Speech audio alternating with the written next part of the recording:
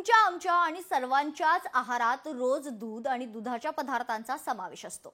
अनेकदा आपण घरी किंवा हॉटेलमध्ये पनीर खातो, मात्र या दूध आणि पनीरमध्ये भेसळ करणाऱ्यांचं मोठं रॅकेट कार्यरत आहे।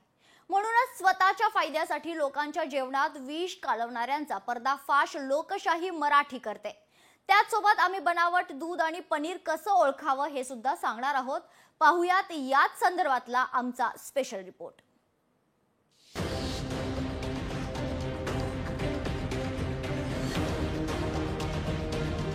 अशा लोकांना जन्मठेप झाली पाहिजे, अशा लोकांना फाशीची शिक्षा झाली पाहिजे। तुमच्या ताटात पनीरमधून येतंय विष।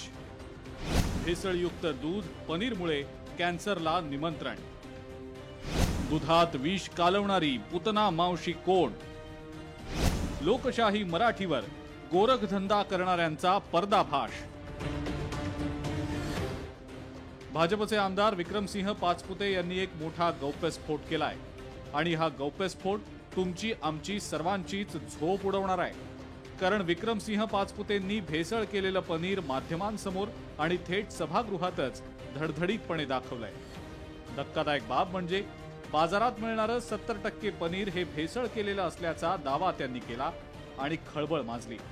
महत्त्वाचं म्हणजे बाहेरच्या राज्यातनं हे बनावट पनीर येत असल्याचा दावाही त्यांनी केलाय आणि अशी भेसळ करणाऱ्यांना जन्मठेप किंवा फाशी द्यायला हवी अशी आक्रमक मागणी त्यांनी केली आहे।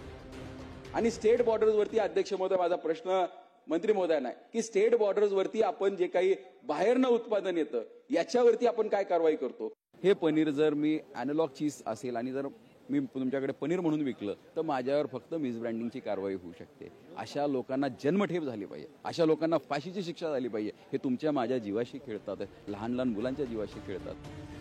विक्रमसिंह पाचपुते यांनी हा सभागृहात मुद्दा उपस्थित केल्यानंतर उपमुख्यमंत्री अजित पवार यांनी त्यावर उत्तर दिलंय। अक्षरशः लोकांच्या जीवाशी खेळण्याचा हा प्रकार आहे आणि त्याच्यामुळे मी माझ्या स्तरावर मीटिंग लावतो। ज्या काही लॅब किंवा इतर काही गोष्टी लागतात त्या सगळ्या पूर्ण करण्याच्या करता जेवढा निधी लागेल तेवढा निधी मी उपलब्ध करून देतो। काही झालं तरी हे जे फेक पनीर आहे त्याच्या संदर्भातलं तातडीनं त्याच्याबद्दलची कारवाई त्या ठिकाणी केली जाईल। दूध असो की पनीर, आपल्या घरातील लहान मुलांपासून ते वयोवृद्ध व्यक्तीपर्यंत हे पदार्थ हवे असतात। सणासुदीचा काळ असो किंवा रोजचं जेवण असो, प्रत्येकाला दूध, दही आणि पनीर सारखे दुधाचे पदार्थ हवे असतात। मात्र या दुधात विष कालवण्याचा प्रकार समोर आलेला आहे। दुधामध्ये भेसळ करण्यासाठी स्टार्च, युरिया, रॉ शॅम्पू वापरला जातो। Raw soap, raw detergent powder, synthetic chemical मिसळलं जातं। Glucose, washing fabric, colour mix, refined ऑइलचाही वापर होतो। बनावट दूध आणि बनावट पनीरमुळे अनेक आजारांना निमंत्रण मिळतंय। बनावट दूध आणि पनीरमुळे कॅन्सर सारखे आजार होतात। दमा, श्वसनाचे आजार, कफ आणि पित्ताचेही आजार बळावतात। अशक्तपणा आणि क्षयरोगालाही निमंत्रण मिळू शकतं। वारंवार बनावट दूध, पनीर खाल्ल्यानं सर्दी, ताप आणि खोकल्याचे आजार होतात। सर्वात महत्त्वाची गोष्ट म्हणजे पचन संस्थेवर त्याचे लगेच परिणाम होतात। उलट्या, मळमळ, त्यानंतर जुलाब होणं, त्याचबरोबर चक्कर येणं अशा प्रकारचे त्रास सुरू होतात। या भेसळयुक्त पनीरमुळे जे काही विषारी पदार्थ आपल्या शरीरात जातात त्यामुळे यकृताचे आणि किडनीचे त्रासही आपल्याला उद्भवू शकतात। हेच बनावट दूध आणि पनीर कसं ओळखावं तेही पहा। बनावट दूध बोटांवर घासलं असता त्यातनं फेस तयार होतो। दुधाचे थेंब फरशीवर टाकल्यावर चिकटपणा, डाग उमटला नाही तर ते बनावट असतं। अर्धा चमचा दुधात सोयाबीन पावडर मिसळा, नंतर त्यात लिटमस पेपर घाला। या पेपरचा रंग लाल, निळा झाला तर भेसळ आहे। पनीर हातावर चोळल्यास तुकडे झाले किंवा कण झाले तर ते बनावट आहे। बनावट पनीरच्या तुकड्यावर आयोडीन टिंचर टाकल्यास ते निळं होतं। अस्सल पनीर हे मऊ असतं, मात्र ते जर रबरासारखं असेल तर ते भेसळयुक्त असतं। उकळलेल्या पनीरवर तूर डाळीचं पीठ टाका, ते फिकट लाल झालं तर ते बनावट असतं।